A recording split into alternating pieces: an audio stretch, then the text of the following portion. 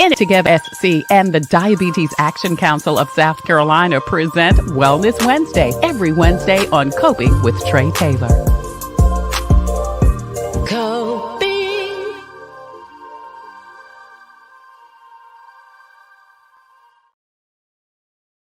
Good rainy Wednesday afternoon. I'm Trey Taylor. In It Together SC and the Diabetes Action Council present Wellness Wednesday every Wednesday here on Coping. I'm Trey Taylor, and this year our theme is Coping with Me in 2023. We're giving you advice, strategies, and information to help you successfully cope with life. Mentally, physically, emotionally, financially, and spiritually too. Today, we're talking about caregivers. Who are you now responsible for? How has it affected your life? And are you caring for you too? Two women join us that will discuss their journey and help you with yours. Tanya Rodriguez-Hodges cared for her mom, her dad, and is currently caring for her son. Michelle Harris is currently sharing caregiving duties with her mom. We're going to get them up here. She is currently sharing caregiving duties with her mom, and they both are going to share information with us. Ladies, thank you so much for joining us today. Thanks for having me. Thank you so much for having us. Absolutely. We're going to get back with Michelle and Tanya coming up next on Coping. I'm Trey Taylor. Hey, listen, DEHEC has your most up-to-date list of times, dates, and locations for COVID testing, vaccinations in South Carolina, and so much more. Check the scroll at the bottom of the screen throughout the show for information, including COVID testing, vaccinations, flu shots, the VA, where you can, if you're a veteran, you can get your COVID shot or vaccination. Also, retail outlets, including Target, CVS, and Walgreens. We should have those slides coming up also. The Comet bus system, where you can also not only get your vaccination, but also catch a free ride to get your vaccination. Also, many financial resources that are available, including SC Housing in Lexington County. And if you are having a challenge coping, the South Carolina Department of Mental Health has a 24-hour assistance line entitled SC Hopes. Please call and get the help that you need. You are watching Coping with Trey Taylor. It's Wellness Wednesday from In It Together SC and the Diabetes Action Council. We're streaming live on the In It Together Facebook page. Please go over there, hit like and share and follow, and find out about all of the amazing information that's available for diabetes, and if you need a diabetes prevention program. Now, you'll see healthy eating tips and so much more on that Facebook page, and information including support virtually and also in person, where you can get help with your diabetes or pre-diabetes. We're also streaming live on the In It Together YouTube channel that we would love for you to subscribe to. Now, we're also streaming live on the home of Coping with Trey Taylor. That is the Tailor Made production page on Facebook. Go over there, hit like and share and follow. Find out when we go live on Wednesday for Wellness Wednesday from In It Together SC and the Diabetes Action Council, and then again on Thursday and Friday. We're also streaming live on our YouTube channel. Please go over there, hit the subscribe button. You will find over 3 years of information, interviews, and resources to help you cope. Because like we said, we'll always be coping with something. We also have a presence on this Wednesday from In It Together SC and the Diabetes Action Council, Coping with Trey Taylor. I'm Trey Taylor. And don't forget that scrolling at the bottom of the screen, you'll see all types of information and resources throughout the show to help you cope. We're Coping with Me in 2023. That's our and financially, so you can have the life you desire and deserve. Today, we're coping with caregiving. 41.8 million Americans are caregivers. Unpaid caregivers, that means family members likely, are providing care for an adult over the age of 50. That's almost 17% of the United States adult population. 89% of caregivers provide care for a relative or another loved one, such as a spouse, a parent, or a child. Tanya Rodriguez-Hodges has taken care of both of her parents and currently is caring for her son. Michelle Harris currently cares for her mom. Ladies, thank you so much for joining us today. Happy for you to have us here. I'm glad that it's an important topic, so I'm glad we're talking about it. Absolutely. Yeah, absolutely. So let me ask you first, Tanya, how long have you been caregiving? I know you've done it 3 different times. Tell me what situations were with your mom, your dad, and now with your son. So Gideon was first. He was And that's your diagnosed. son. That's our son. Mhm. Gideon was diagnosed with debilitating scoliosis 11 years ago. And so, just as a side note, that's my handsome baby. So, Gideon, we didn't know anything about scoliosis. I was under the impression that only young ladies, young girls, had scoliosis. I don't know why I thought that. But at the end of the day, he was diagnosed and it was far too late.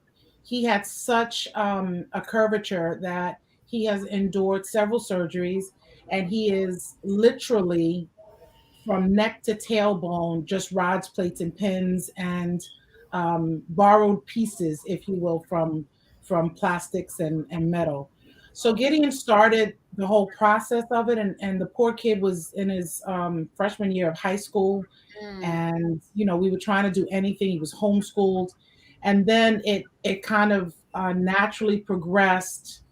He couldn't finish college, and so he came back home because the pain was so bad. And he's now presently, if those of you that deal with people that are chronically in pain, he has a pain pump that has been installed, and so he's on a mixture of fentanyl and Oh, wow. morphine just to get him through the day. And we're praying that the pain pump is going to give him some relief.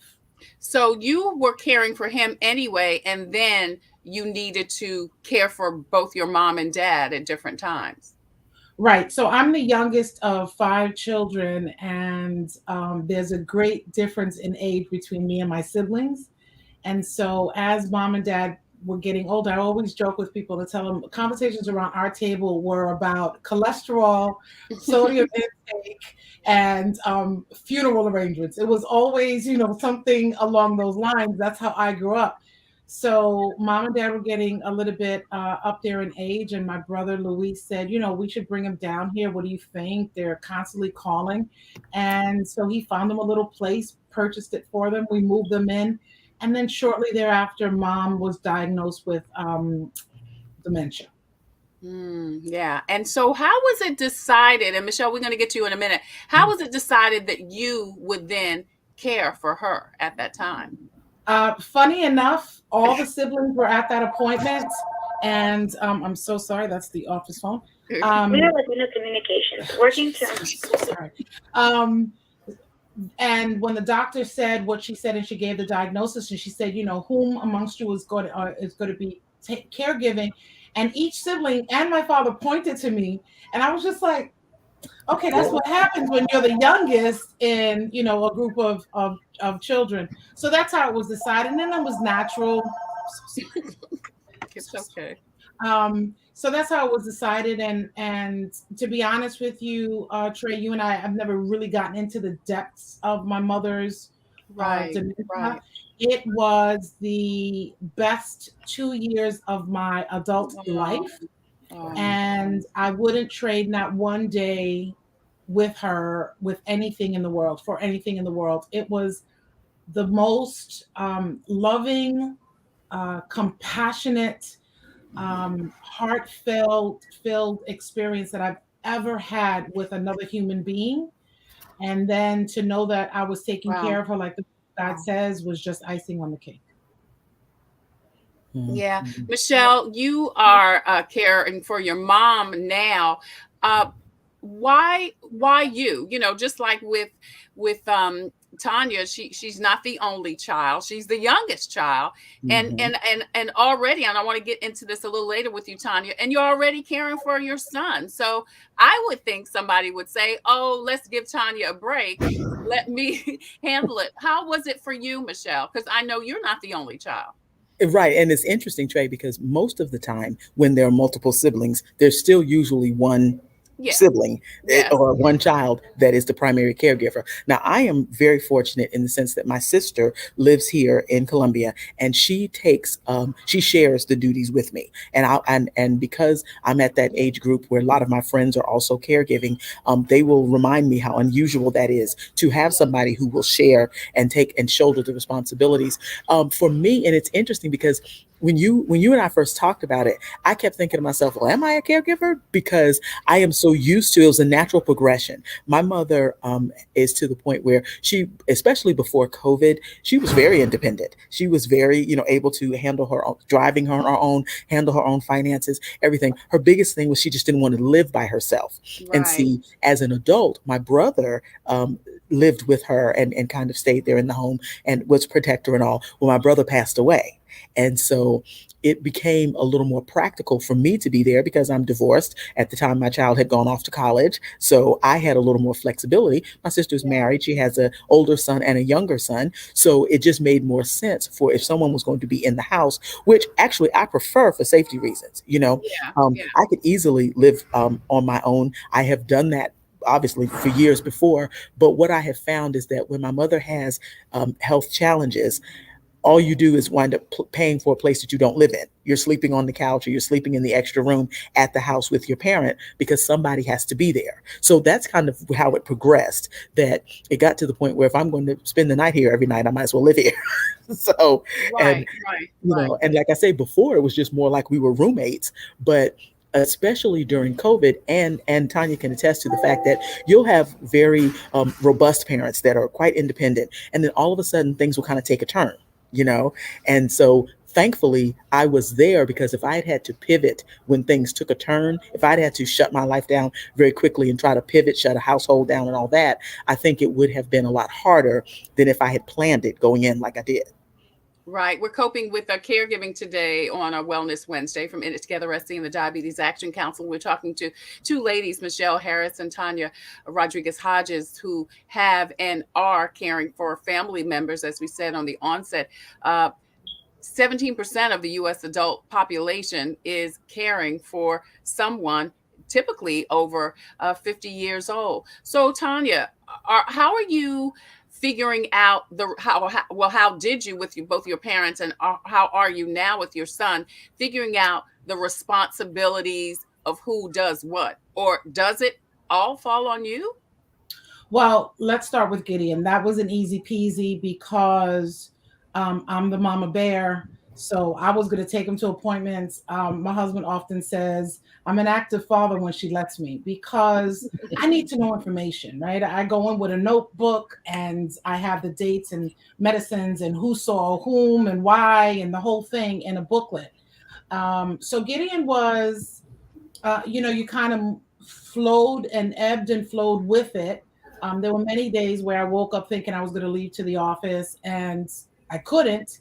So you kind of become very malleable, because you don't want the person that you're caring for to think that they're a burden. Right. Yeah. That's the last thing you want to do. They're dealing with their own stuff. When it comes down to my mom, let me just explain. One sibling passed away years ago, and I have two other siblings. One was in New York, and one was in Virginia. So physically, they weren't able to help. Then I had my precious brother, Luis, that's here in the same area. And Luis is wonderful, but when it comes down to lady parts, he wanted nothing to do with that. And I didn't blame him. So he was my support system. If, there were many nights that he ordered dinner for us, or he dropped off something for the family to eat, or he ordered groceries, whatever it was, that if he could help, he did what he could. But the thing with mom was she reverted back to speaking Spanish mostly. And so finding a caregiver that spoke Spanish was impossible. At the time, it felt impossible. And we eventually did find someone. She did not speak Spanish, but between my father's, my parents were always here. They're from Puerto Rico, but they moved to New York decades ago. And I always joke around that my father, when he saw an English word coming at him, he just kind of ducked and dodged, because his English was so busted. But that's how he preferred it. Right. He did not want to really talk to you in English.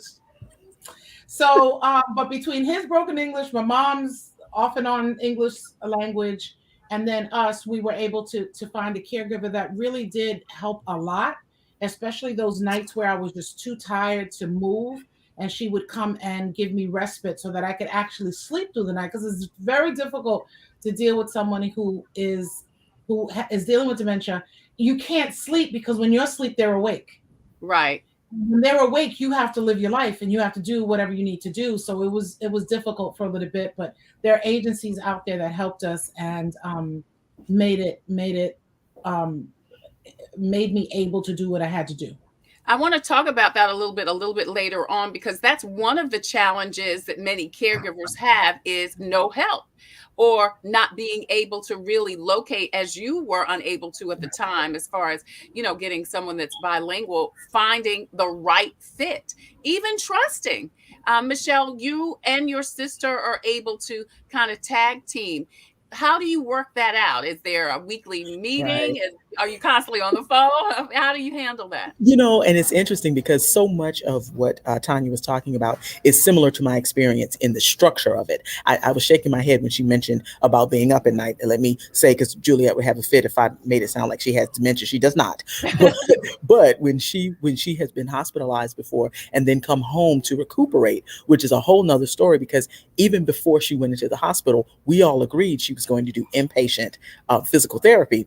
Well, by the time she got out, she was tired of being in the hospital. So she decided to come home. And as I reminded her, there's no night nurse here. Okay. I have to try to, try to get some sleep because I also have to work. You had to go to work. Yeah. But she's walking around at night going, I'm up. Let's see what's going on. So what my sister and I did was, there are some roles that are better suited for people than others. Number one, I will clearly tell anybody, when it gets to the point where, bodily fluids need to be wiped up and stuff like that, that is not me. My dad was a nurse. There's a reason why I went into communications rather than nursing, because that is not me. And so we'll have to do something different at that point. We're not there yet. But where Tanya has her notebook and everything else, my sister is that person. She is the one who can keep track of all of the appointments, and she's the one who can keep track of the dosages of the medications and all of that. And I follow her lead. She's much more suited for that. So that became something that she did. I would have a little bit more flexibility, so I could take to some appointments, or I made sure that I'm the one that goes to gets the meals, or I'm the one who, and my sister and I would discuss, because again, part of the issue for us is that my mother is and has always been very independent. And so when it got to the point where, okay, should she be driving as much now, or is she taking her medication correctly? That's something that we're dealing with right now, where are her dosages in the right order? Is she eating like she's supposed to?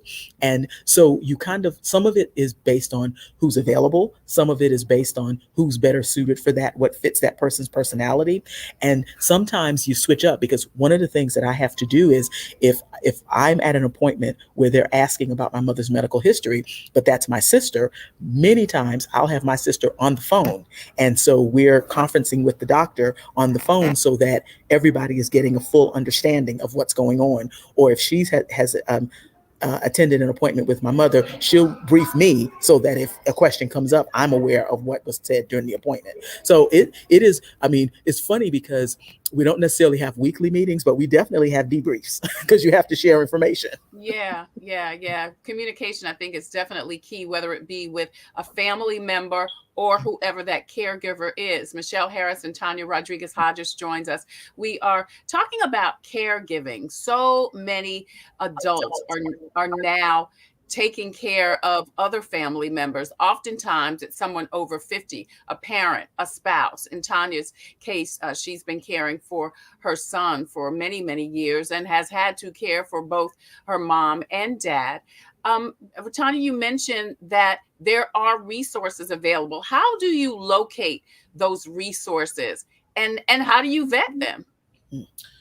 So, okay, the vetting part is different from the resources part. We installed cameras in the folks' home. Now, mind you, their house is literally 3 miles away from our home, and my brother's in the middle. So there wasn't much that we couldn't see, do, or plan on. But we installed cameras that were we were able to see and talk through. And now these were cameras in your home while they were caring for your. No, these were cameras in my parents' home, because my father at the time refused to leave the home. So, and that was okay because we were so doggone close in proximity. Right. So when we first hired caregivers to come in, it was an awful experience. It wasn't a pleasant experience. As a matter of fact, it was featured on one of the local networks because there was some shenanigans that went on, and the person that showed up was not the employee of the company. We went on to find a more reputable case management team, and they understood from jump that we were extremely involved. There were going to be cameras that were going to be watching them. I would call them if I saw something that was out of place. And some people didn't like it, and those that didn't like it didn't survive but a couple of days. And when we finally found someone that did like it, or didn't mind it, if you will, we tried to embrace her and all of her needs separately. So if she had transportation issues, we jumped in. If she needed vacation time, we jumped in. And we really tried to make her a part of the family, because she was taking care for us, our most precious resources. That doesn't negate the stressors of being that caregiver, because I was still there several times a day, at night until 10 or 11 o'clock when I would put her to bed. And then as she became more agitated and the sundowning was different for her, we reached out to Central Midlands.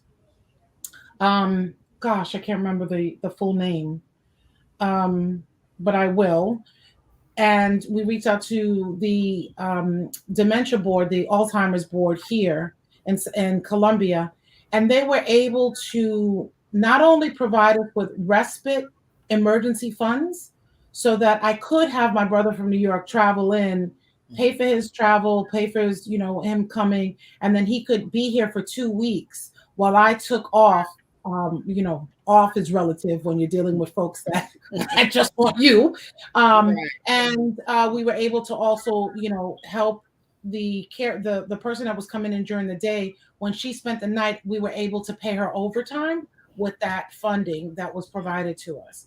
But they were fantastic. They told us about Meals on Wheels, which wasn't it didn't go over well with the folks. They were like, I don't know these people. I don't know how the kitchens are. I'm not eating their food. So that didn't go over well. But other things did. When mom needed adult diapers, they provided a certain number of adult diapers and wipes and things of that nature per month through the insurance, because we applied for it.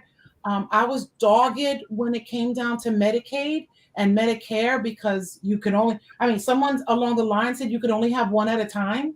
So I was constantly going down to the office and asking for someone to look at the case so that they would reevaluate until she was finally fully covered. But you'd be surprised on how much adult diapers are, wipes, all the things that one needs. It's almost, dementia is a crazy thing.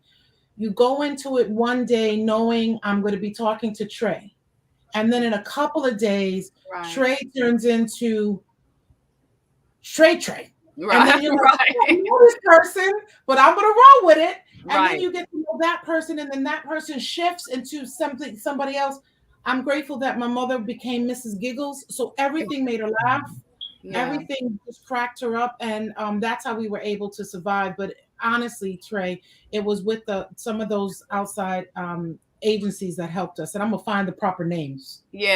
Tanya, which would Tanya Rodriguez-Hodges joins us. We're talking about coping with caregiving today on Wellness Wednesday from In It Together SC and the Diabetes Action Council. Michelle, you are with a state agency. Can you share how people should navigate?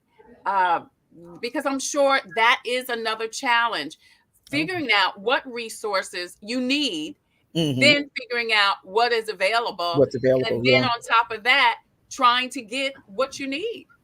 Yeah, and it's interesting, Trey, because just like Tanya mentioned about her frustration, and you have to have somebody who's an advocate and somebody who can keep track of what's going on with paperwork and who's willing to resubmit, somebody who's willing to help fill out the paperwork, especially if these things are on computers and stuff like that. You want somebody, I call it an administrative anointing, where they can keep up with paperwork, they can keep up with the numbers, they can keep up with the people, the contacts, and all of that. But I will say this, a state agency is not the only resource. For example, there are some wonderful things that my mother, as a senior, certain meals and certain giveaways and certain things like that, that she will qualify for. But other than that, we have family friends. She one of the things about my mother living here in South Carolina for a very long time is she has a great friend network, a wide community network. And so she gets support from the community, from churches, her church and our church. And so it's amazing that if people want to help, a lot of times caregivers will feel isolated and feel like, oh, I'm in this by myself. But really, people want to help. Now, again, they may not come to the house and spend the night and things like that. But if you say to them, hey, adult diapers is something, or a meal, if you can do the meals on the weekends, that would give me a rest, or something like that. And so while you're waiting for this assistance, or while you're seeking out some of these government agencies and programs, because again, the wait list can be long. You can do everything right and qualify, and the wait list is just super long. Seek out your community support, because you'd be surprised how much, if you give people an assignment, people don't know what to say or do if something is happening. They don't know how long you need this help. But if you give somebody an assignment and say, can you bring dinner Friday night? People will be like, oh my gosh, I've just been waiting for something to do. Yes, that's great. Or can you pick this person up? I remember I have another friend who was caring for her mother. And one of the things that was a great help to her is once she loaded her mother into the car for church, once they pulled up in the parking lot, people came out, took out her wheelchair, took her into the church. She was able to go and enjoy her church service. And for her, that saved her sanity, that she was able to, for just that period of time, go and do something. My mom, during COVID, again, because, the first message around COVID was that everybody with gray hair it was just going to kill everybody, all the old people. And so my mother was one of those folks who was like, I'm not going anywhere. I'm not touching anything. I'm not going anywhere. And so we became her community arms and legs and would go out for her. Well, she kind of fell into this, I guess for the first time, she was actually inactive. And number one, your muscle control, your motor skills, all of that stuff, you lose that kind of stuff if you don't use it. And so what I found is that even after lockdowns were lifted and things like that, my mother was still like, can you go do this for me? And it was interesting because she had never been like that before. Some of it I continued to do, but some of it I'm like, no, let's go do it together. Now, what I did notice is that she'll get a little more tired. So when she wants to go shopping, whereas before she could just go on her own to the grocery store, now we go together, and then I have her list. If halfway through she's tuckered out, she can go sit in the car and I can finish the list. But it's important for her to still get out, Right. So it's just interesting how that community support, the neighborhood support, people this now then okay. When you're in a caregiving role, that is not the time to be prideful or easily embarrassed about what's happening. But people are. Yeah. They are. I remember a show we had about breast cancer, and the survivors were saying, I don't feel comfortable, I guess is the lack of a better word, asking for help, but I need help. So the best thing in that show, those ladies were saying is, because people are, like you said, are going to say, let me know if I can do anything. Well, the normal response is going to be, oh, I'm okay. So, those ladies, and they were from Alayla, said, other people should just do, like you saying, just do. Or do what you can do. Let me bring dinner by on Thursday, or let me take your mom to ... And so I'm so glad you mentioned that, because I think you do have a network. You don't feel comfortable always asking, and people don't know what you need. Yeah. And don't get me wrong. Now, if you ask my mother directly, does she need something? She will tell you, no, I'm fine. Or her favorite one, no, I have children. I find my daughters will get it. And I'm like, we're not superheroes. What the world? But we were able to say, no, go bring dinner Friday night. She has a wonderful family friend who takes her for an outing once a month. And they go and they just ride, and she just rides in the car with her. And I would say to her, she continues to need that. Make sure that you don't leave her out. And so she faithfully does that. During the holidays, she'll make sure that she brings her by home cooked meals and things like that. So yeah, even if it's not the person, if you're even the caregiver or the relative, like you said, She won't tell you that she needs you to come by and vacuum and dust, but I'm going to tell you, let's just go by there and go ahead and do her laundry and change her bed, because that's what she needs, you know? Yeah. We're coping with caregiving today on our Wellness Wednesday from In It Together SC and the Diabetes Action Council. Michelle Harris is caring for her mom along with her sister. Tanya has cared for both her mom and dad and has been ongoingly caring for her son who has scoliosis. When we come back, we're going to talk about what you need, what qualities you need to be a caregiver, some of the other challenges, and how you can overcome them. In It Together SC and the Diabetes Action Council present Wellness. Hi, I'm Judy Gatson. As a news anchor, wife, and mom, I know how important it is to take care of our health. Part of taking care of our health is knowing if you're at risk of type 2 diabetes. Prediabetes is a serious health condition and puts you at risk for developing type 2 diabetes. It's estimated that more than 1.3 million South Carolinians have it, and up to 90% have no idea. Take a moment to visit inittogethersc.org to take an online test to find out your risk of prediabetes and how to join a diabetes prevention program that takes the guesswork out of losing weight, eating better, and being more active. You can learn new ways to stay healthy and sustain those changes over time. When you join, you'll even get support from a trained lifestyle coach to help you set and achieve realistic goals. Go to inittogethersc.org, brought to you by the Diabetes Action Council of South Carolina. Computers, they're a part of our everyday lives. But when they're not working, they're an everyday problem. So call Computers Unique, your everyday solution. 803-351-5821. Is your computer running slow? Won't turn on? Do you need a screen replaced? Or maybe you just need another computer? Well, Computers Unique is your one-stop shop for all your computer needs. They have a wide variety of new and pre-owned PCs, Macs, and tablets. So call Computers Unique, Dutch Square Mall. 803-351-5821. 803-351-5821.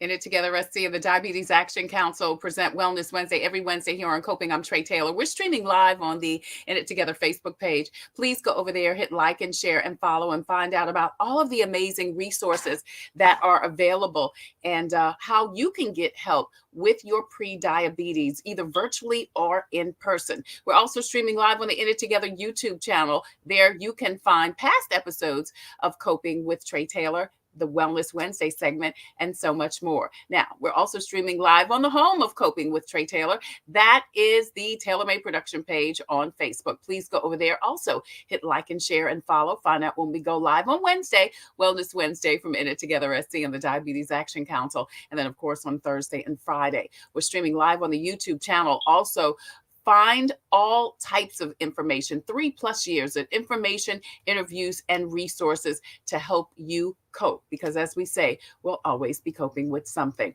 We also have a presence on Instagram and also on Twitter. Hey, don't forget that scrolling at the bottom of the screen, you'll find all types of resources, financial resources, jobs, and also where you can get your COVID vaccination, tests, and also flu shots. We are doing our series Coping with Me in 2023, where we give you information, tips, and strategies to help you live your best life, the life you desire and you deserve. We're giving you information spiritually, emotionally, mentally, physically, financially. And today we're talking about caregiving. So many adults are right now caring for your mom, your grandmother, your children in the household. Many of these caregivers, you know, because you're one of them, are not getting paid, but you are sure enough stressed out. But you're doing it from a place of love. Our two guests are joining us to share not only their journey, but also to give you the information and resources that you need. And is also caring for her son who has scoliosis. Michelle Harris is co-caring for her mother with her sister. And if you're just joining us, please hit the rewind button because you have already missed some great information, but it's still right there to help you. I want to talk, ladies, about what does it take? I mean, listen, I'm sure this is not what you thought was going to happen. You know, I don't know what we think is going to happen, especially in the you know, with our parents or you know, even with our children. I mean, even for me, I am now caring for both of my grandchildren, and it's different, but it's the same. You're put in a position that you didn't think you were going to be in, and you don't even know if you have what it takes. But as women, we're going to do what needs to be done, even if we don't think we got what we need to do it, you know? Yeah. So let's talk about what qualities does it take to be a caregiver? Michelle? Well, it's interesting, Trey, because I believe, you know, I'm happy to have this discussion because there's real talk, right? I think that it's give yourself permission to be frustrated with the situation. Give yourself permission to be a little disappointed with giving up some of your freedoms and all of that. Even though you consciously made the choice, give yourself permission to feel the feelings that you feel about, okay, I kind of thought things would be a little bit different in my life at this point, or to mourn the loss of some of what you used to be able to do, you know, at this point, even to the point of providing dinner for my mom at night, knowing that she needs an evening meal at a certain time, means that if I were going to go, you know, meet friends for dinner, I really can't do that or stay out very long because I have to provide dinner for my mom. And so it's one of those things that I say you need to be introspective, all right, in the sense that do the emotional work that it's going to take to be okay with what you have chosen to do or what you're called to do. Because sometimes people think, well, I had no choice. I mean, she got sick. What was I supposed to do? But you have chosen to do it. Yeah. And that way, find the joy in your choice, because here's the other real talk. It's not always like the person that you're caring for appreciates it or can show the appreciation. Right. Because from across the table. Okay. Because they're going through their own stuff. Exactly. They're going through something too. Mm-hmm. Yep. Yeah, I found that with my mom, where there would be times, especially when it got to the point where, okay, mom, I think we're going to have to talk about you and driving. Okay, mom, I think we're going to have a talk about, you know, your medications or some of the medical decisions that you're making. And we need to discuss this. And my mother is like, no, this is my decision. This is what I'm going to do. But as I told her, but yet we're the ones that have to deal with the consequences of your decisions, you know? And just quickly, I'll say this, to the point where at times, if I'm there to do all of the things that are necessary so that you can get better, recover from this surgery, recover from this illness, but then you try to go do something by yourself. Like I would get frustrated with my mother. Okay, why were you on that ladder trying to hang the picture? Why didn't you call me? At one point I was laying across the bed.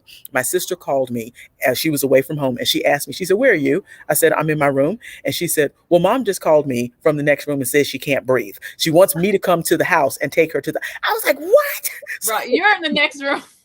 So I run to my mother and I'm like, why didn't you call me? Well, I don't want to bother you. You're already doing so much. And I'm thinking, these are the moments that I'm here for. I'm not here, you know, just to entertain you and all that. I'm here for when you can't breathe and I'm in the next room, you call me. That's what I'm here for. Yeah. Tanya, what do you think that's some qualities doing in my research? Patience, compassion. Michelle talked about that. Attentiveness, dependability, trustworthiness. Any of those, all of those, letter D, all of the above and more? Yeah, all of the above. But the thing is for me, less political.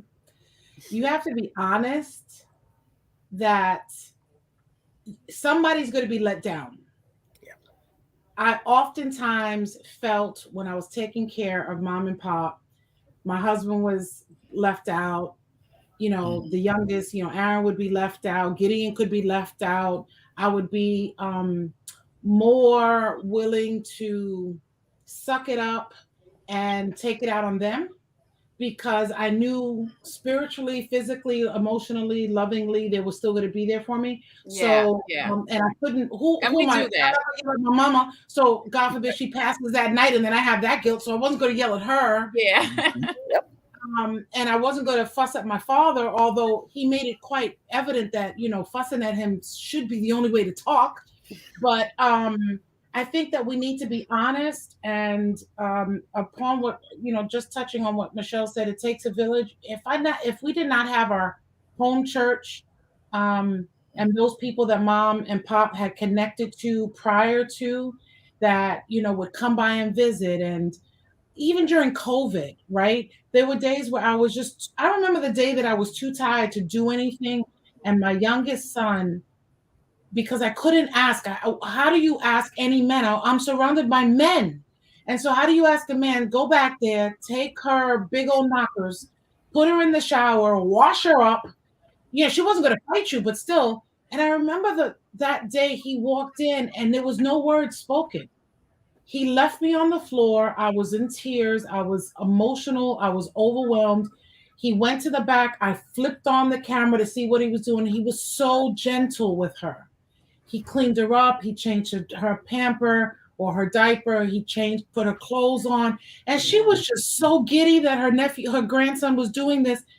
But honesty didn't come until after my mother passed. Yeah. It wasn't until then that I was able to articulate to my siblings that I was angry, I was pissed off, I was tired, I was overwhelmed. Yeah, you mentioned about not getting paid, and the company, Latino Communications was suffering greatly because, I kept having to leave, and I was a one-man band at that point. Yeah. Journaling helped. Even though I can't stand the word exercise helped because as I walked, I was able to just commune with the God that I believe in. Yeah. And I was able to come back calmer and more at peace and ready to deal with the next day. Because here's the thing with caregiving, Trey, no matter who it is, a child or your parents, and we're in that sandwich generation, it doesn't end. Right. And sometimes it may look different at some point, but it's still going on. Yeah. And I found myself not wanting to tell anybody with 2 ears, a mouth, and a nose, I'm looking forward to this being over, because then if I say it out loud, what a demonstrative, awful, statement is that? God's going to come down and strike me down. And when she passed, I remember telling someone I was so grateful to be there for her last breath. Yeah. But I was more grateful that God took her when he did, because I don't think I could have survived her not knowing who I was. Right. She may not have been able to name me, but she knew when she looked at me who I was. You know what I mean? Yeah. Oh, man. Yeah. And you bring up such a great point, which is the next thing I was going to talk about, is the caregiver burnout. You talked about guilt, anger, sadness, fatigue. Frustration, anger, all of that. Let me say that, because there were so many things that Tanya said that I just wanted to hit upon. One of them being about the changing roles of the grandchildren, because at one point, so now my daughter is an adult and my oldest nephew is an adult, and getting them to understand this grandmother that you were so used to being so virile and active and could outrun you in many ways and had more energy than you did. She needs you to come and drive her around. She needs you to come and lift these things. She needs you to be patient with her. My daughter would have no patience with my mother in technology, but she needs you to come and be patient. And she's going to ask you the same question 3 and 4 and 5 times. And you need to be an adult enough to gently answer her and be respectful still. But with my daughter, I would say to her, you need to be proactive and understand what she may need before she needs it. There were times, again, when I would have complete burnout and I needed her to understand, your grandmother still needs dinner. Can you think ahead enough to bring her dinner or make her dinner at home so that I don't have to worry about that every single day?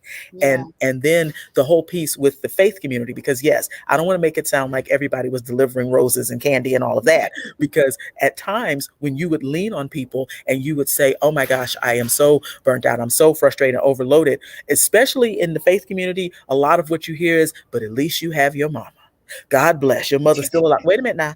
I didn't say I wish my mother long life and praying, because prayer's gonna get you through. I mean, I'm just like, but what does that have to do with the fact that my mother is so frustrated, I guess, about her loss of independence that she's actually being rude to me? Okay, she is snapping at me and I'm trying to simply help her, and all I'm doing is venting this, and you're telling me, well, at least your mama's not dead. And I'm going, that's not helping me. And that's not even the issue. Not only is not helping, that's not the issue. Right. And you guys both make such great points about self-care is important. Yep. And like I said, one, we're women, so we just naturally care for others anyway first before we care for ourselves. But then when we in a caregiver role, we are so focused on making sure that loved one is okay, we neglect ourselves.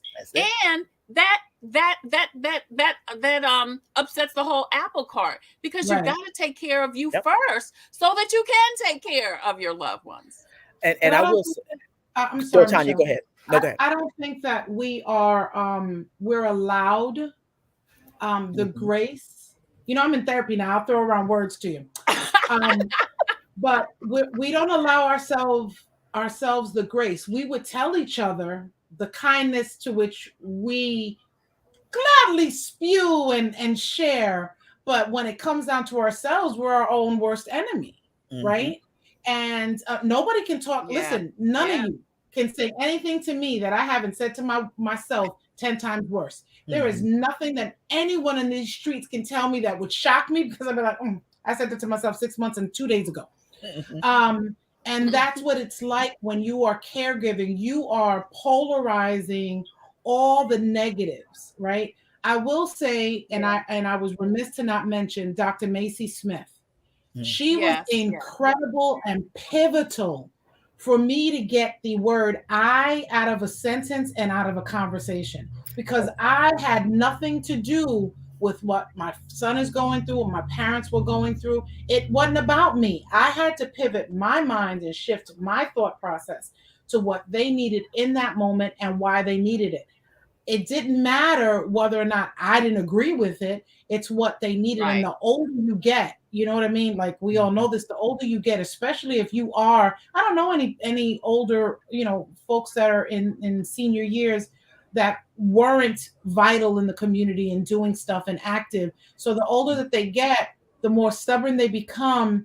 But can you imagine the more fearful, right? The fear that they live with, getting up, going to sleep, and all day long.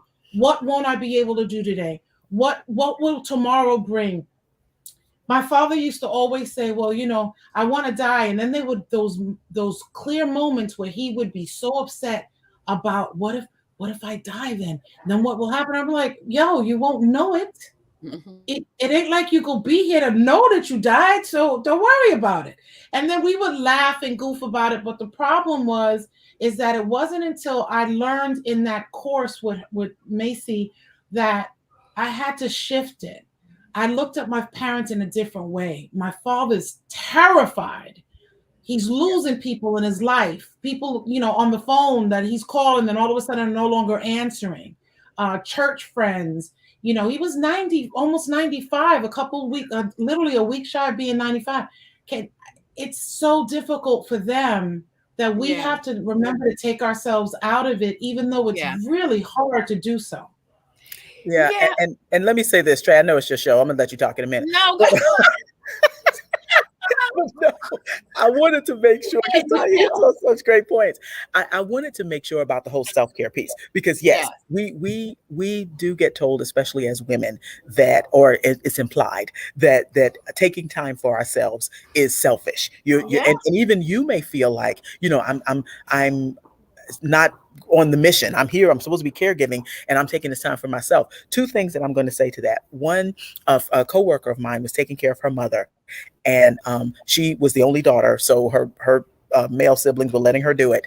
And she said, and I said, well, do you have any help? And she said, well, I have a cousin or somebody who, so I figure I'll call her as soon as I can't take it anymore. I'll call her. And I said, stop. I said, no. I said, you call her before you can't take it anymore. Right. Once you're burned out, you're burned out. You're gone. And it was interesting, though. My mother had a health condition or health concern that needed to be taken care of, and it needed quite a few appointments. These last 6 months have been filled with nothing but appointments. And hats off to my sister for taking a lion's share of these appointments. But even the ones that I took were quite a few, because she would have physical therapy and all this other stuff. I mean, multiple layer upon layer of appointments. And so at one point, as it got closer to the end of of the year, my mother said to me, Michelle, I noticed that you stopped going to the doctor. When are you having your appointments? And I literally looked at her and thought, well, now when do I have time to be sick? I don't have, I have a job, I have responsibilities. So if I'm already taking off twice a week for your appointments, when do I have time for my own appointments? But what I say to the caregiver is, and Dr. Kelly, who has been a great friend of the show, enlightened me to understand that if you neglect your yearly checkups or following up on your conditions, 3 to 6 months can make the difference between whether you survive or not. Right. If you had gotten those diagnoses earlier. So the whole point is, do not put off your care because you have got to be there to care for your loved one. Person. Yeah. You know, I remember my aunt and uncle, and they died years and years ago, but my uncle was always very active, a runner. You know, he worked on the railroad in New York. And when my aunt got ill, she had a stroke, he cared for her. And just like you're saying, he neglected himself. He cared for her night and day. He wouldn't let any of us come and take care of her or do anything. He died. Mm-hmm. She's still living. And then someone else, her nieces and nephews, ended up having to take care of her. And of course, that. And I think about the fair. You know, it just ended up being a mess because, just like you said, he had concentrated so much taking care of her, he neglected his once great health. Yep. And just what you don't want to happen ends up happening.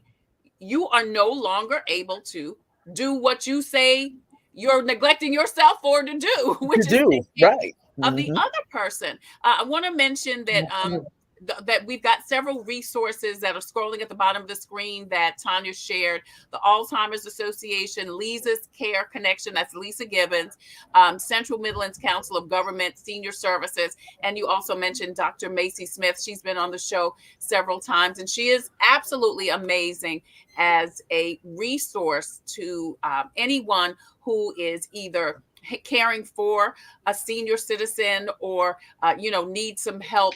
She will help you with so many things. She'll help you navigate through the paperwork. She'll help you locate services and resources and things like that. She's a shoulder to cry on. She'll give you advice. So and you'll need all of that and more. Check out Dr. Macy Smith. So all of those resources are scrolling at the bottom of the screen. Ladies, before we go, we've got a couple of minutes. I just want you to give some advice, tips, strategies for someone else who may be either getting ready to or are in the trenches of caregiving. Tanya, can you start? Just a couple of tips. I would definitely say one of the things that made life easier for me was having a binder with all of the appointments and medicines, and so that no matter where you went, you had this binder with you of who did what to whom and when. Right. But I think that you need to find one, if you're lucky, if you're fortunate, 2, 3 people that you can just turn to. My sisters, Veronica and Vicky, I don't want to put them in that bin because they're my sisters, right? That's DNA, that's blood. But outside of them, because all they needed to do was look at me, they knew. But a friend, in this particular instance, Michelle was that person for me.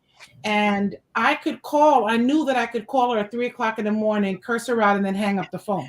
Like, I knew that was possible. I never did it, but I knew that it was possible. I knew that it was okay for me to call her from, there were several times that we were in the hospital with Giddy, and I would call and be like, girl, I'm so hungry. Where you at? Mm-hmm. And she would just literally drive by, drop off the food, and keep going to work. So get yourself that 1, maybe 2 people in your life that will rock out with you, ride or die, won't judge you because you don't need judgment, and just be there for you during this time. But make certain that you do it before, like you said, the wearing out happens, because like a good old tire, you can't stay on the road if your treads are worn down. Right. Michelle, any advice, tips, strategies? Well, first, I would tell anybody who is caregiving, God bless you. Thank you for what you're doing, because you are truly saving an entire family by caring for that one person. Yeah. I will say, and hats off to Tanya, because she's talking about me. Please, she was the one that I could call at any time and go, I'm just gonna just pick up the phone. I'm just gonna cry, and then I'm gonna hang up. I'm not even gonna say anything. So and so you do need that friend. I think the thing that I would give people advice to is have these conversations before you need to, right? Yes, We yes. are the blessing that we have is that our parents get older. Please make a plan. Please talk about it. Have you help your parents get their affairs in order as far, because one of the things that's very hard is if God forbid they have a stroke or something where they're incapacitated and you try to come in, you don't know where anything is, you don't know who's what. So have these conversations early, and then reach out, figure out, okay, where is that support system? We've already kind of said it. Reproduce yourself over and over again. If you can't take someone to the doctor, who are 3 people who can take somebody to the doctor? If you can't do this particular thing, who are 2 or 3 people I can call at the drop of a hat, and who I can already build into the caregiving system? Recognize that you do have needs, and again and again and again, do not neglect, especially your physical health. Do not neglect your mental health. Tanya mentioned it about being in therapy. I have sought out therapy as well. Get you some. It's good stuff. So, and do that again before you get to the breaking point, because we need you. You're important. Yeah. Michelle Harris is caring for her mom. She's got some help from her sister, Tanya Rodriguez-Hodges, both cared for both her mom and her dad, and has provided ongoing care for her son. And they have joined us today talking about caregiving. It is our caregiver show today on Wellness Wednesday from In It Together SC and the Diabetes Action Council. Don't forget that several resources that were mentioned today are scrolling at the bottom of the screen. So if you are that person that's a caregiver, or if you know someone that's a caregiver, please not only share these resources with them, but post and share this show out so we can get the message to the masses. Ladies, thank you so much. Thank you, beautiful. Wellness Wednesday. We appreciate it. Absolutely. Absolutely. So listen, if you have a story or initiative that could help someone cope, please email booking@copingwithtraytailor.com. We would love to feature you on the show. If you have a product or service that could help someone cope, please email copingwithtraytailor@gmail.com. We would love for you to be a proud sponsor, just like In It Wednesday here on Coping. Our other sponsors include the Fifth Circuit Solicitor's Office, Attorney Byron Gibson, also Computers Unique, Dutch Square Mall, Javis Financial Services, Black Pages, Black Expo, the Comet Bus System, and also Agape Counseling and Training Services. Now, coming up tomorrow, we are coping with your New Year's resolutions. Are you still resolving, or are you having some problems? Well, Kawan Fitch is going to join us to help you not only make, but keep those New Year resolutions. And then on Friday, Kimberly Davis joins us with the Richland Library. She's going to bring us an update of all the amazing events and activities going on at the library. As always, we leave you with a spiritual reading, Jesus Calling today, which is January 25th. It says, "Let my love enfold you in the radiance of my glory. Sit still in the light of my presence and receive my peace. These quiet moments with me transcend time, accomplishing far more than you can imagine." We need his peace, y'all. Bring me the sacrifice of your time and watch to see how abundantly I bless you and your loved ones. Through the intimacy of our relationship, you are being transformed from the inside out. As you keep your focus on me, I form you into the one I desire for you to be. Your part is to yield to my creative work in you, neither resisting nor trying to speed it up. Enjoy the tempo of a God breath life by letting me set the pace. Hold my hand in childlike trust, and the way before you will open up step by step. That's some good word. Be patient and give God that time, and he'll work it out for you. That's your Jesus Calling for today. Wellness Wednesday, January 25th. I'm Trey Taylor. Thank you guys so much for joining us. Until the next time, I wish you peace, abundant blessings.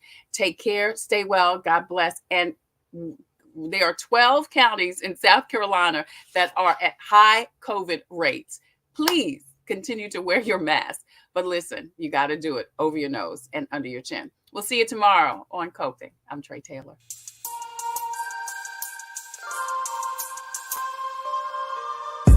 Coping, find peace of mind to survive through whatever.